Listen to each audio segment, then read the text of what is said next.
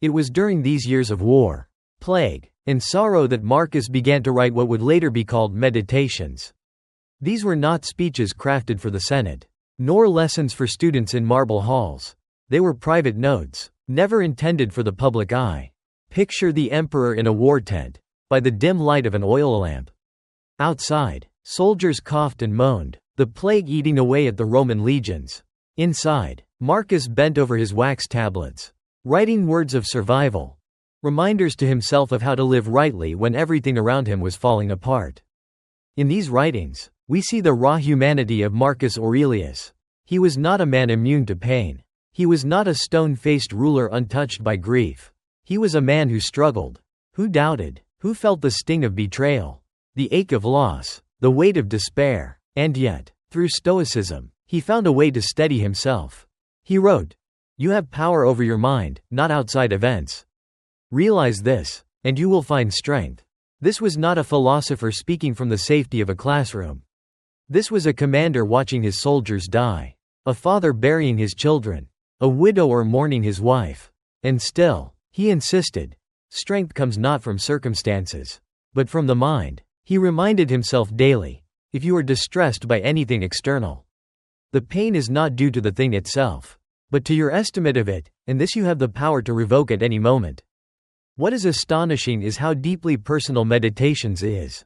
In one passage, Marcus even addresses himself like a stern teacher correcting a student, at dawn. When you have trouble getting out of bed, tell yourself, I have to go to work, as a human being. What do I have to complain of? If I'm going to do what I was born for, the things I was brought into the world to do. These are not lofty pronouncements from a throne. These are pep talks from a man struggling to get out of bed, to keep going when every reason to give up surrounded him. What Marcus forged in these writings was not abstract philosophy but practical wisdom. It was philosophy tested in fire, in the heat of war, in the darkness of plague, in the cold of grief. He taught himself to distinguish between what lies within our control and what does not.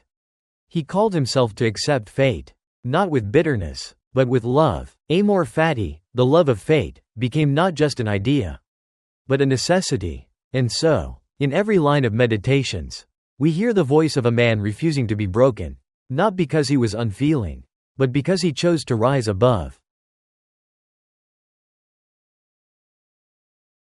From the ashes of war and the smoke of funeral pyres, Marcus Aurelius built not monuments of stone, but monuments of the mind. He understood what few leaders ever grasp, that no empire, no army, no palace is truly permanent. Only virtue, only character, only the discipline of the soul can withstand the turning of time. In Meditations, he drew a sharp line between what lies within our control and what lies beyond it. Within our control, our thoughts, our choices, our values. Beyond our control, wealth, fame, health, reputation, even life itself. Most people invert this. They obsess over what is beyond their control, fortune, status, approval, and neglect the one thing they can command, the state of their own mind.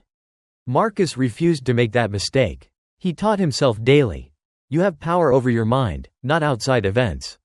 Realize this, and you will find strength. This was not resignation. It was not passivity. It was power. Imagine the strength it takes to lose your children, to bury your wife, to command armies dying of plague, and yet to stand upright, to remain kind, to continue to serve. That strength came not from circumstance, but from principle. He wrote, the impediment to action advances action. What stands in the way becomes the way.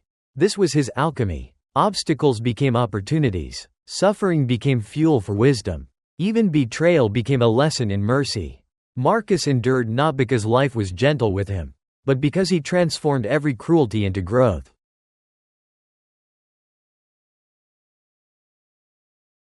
Marcus did not rule from marble halls alone.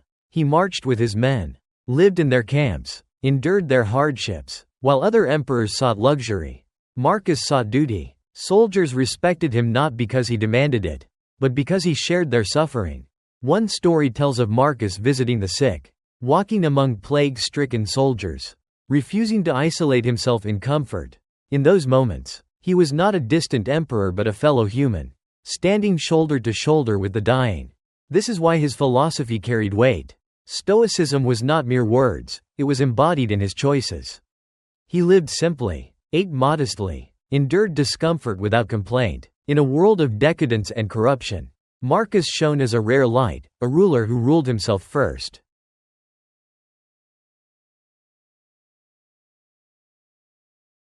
When Avidius Cassius betrayed him, Marcus had every right to unleash vengeance. The Senate urged harsh punishment. But Marcus responded with clemency. He pardoned Cassius's allies, spared his family, and refused to stain his reign with blood. Why? Because Marcus believed that cruelty only breeds more cruelty. To him, mercy was strength. He reminded himself, the best revenge is not to be like your enemy. Imagine the discipline it takes to forgive a man who tried to steal your throne, who split your empire in rebellion. That was Marcus's greatness, not in conquering lands, but in conquering himself. As Marcus grew older, his health weakened. Years of war, grief, and the constant strain of leadership wore him down. His son Commodus, the only surviving boy among many lost children, would one day succeed him, though history would judge Commodus harshly. But Marcus did not cling to life, nor did he fear death. For years, he had practiced memento mori, remember you will die. To him, death was not an enemy but a natural return. Just as a leaf falls from a tree, just as embers fade into ash, so too must every life complete its cycle. He wrote, "Do not fear death. It is part of the order of the universe. It is not death that a man should fear, but he should fear never beginning to live." In 180 AD, while on campaign in Vindobona, modern-day Vienna, Marcus fell ill. Some say it was the plague that finally claimed him. Surrounded by his soldiers, knowing the end was near, he accepted his fate with calm. No panic, no rage, no despair, only serenity. The emperor who had lost so much, his children, his wife, his friends, his health, his peace, finally lost himself. And yet, in that loss, he left humanity something far greater, the wisdom of how to live.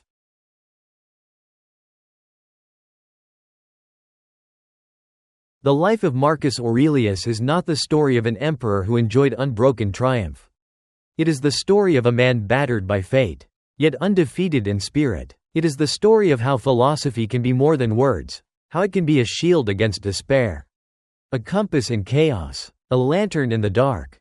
His final lesson was not carved in stone or proclaimed in decrees.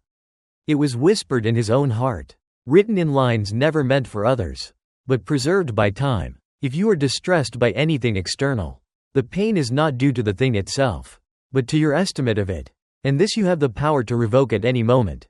He could not stop the plague. He could not prevent betrayal. He could not save his children or his wife, but he could rule himself. And in doing so, he showed the world what true power looks like.